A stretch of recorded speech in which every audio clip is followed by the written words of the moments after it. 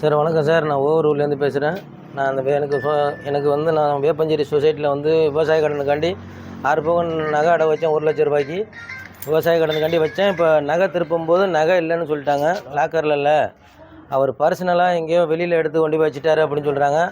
அதையும் நான் முயற்சி பண்ணி இப்போ ஒரு மாதமாக 10 நாளாக நான் அலைஞ்சிக்கிட்டு இருக்கிறேன். அந்த நகையும் எங்கே இருக்குது என்னென்னு தெரில. அந்த முருகானந்தத்தை சஸ்பெண்ட் பண்ணிட்டாங்க.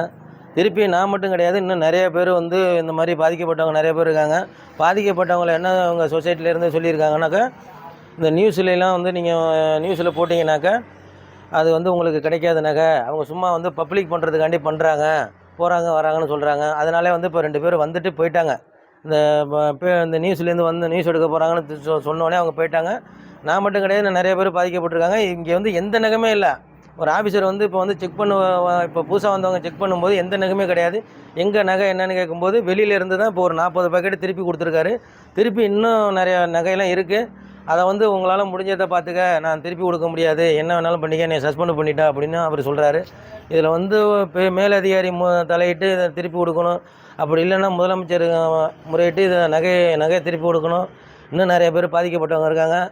இந்த நியூஸில் பேட்டி கொடுக்கறதுனால அவங்க இது வந்து பொய்யினே நினச்சிக்கிட்டு அவங்கவுங்க அலட்சியமாக இருக்காங்க. அந்த சொசைட்டி நிர்வாகமும் அப்படி தான் இருக்காங்க.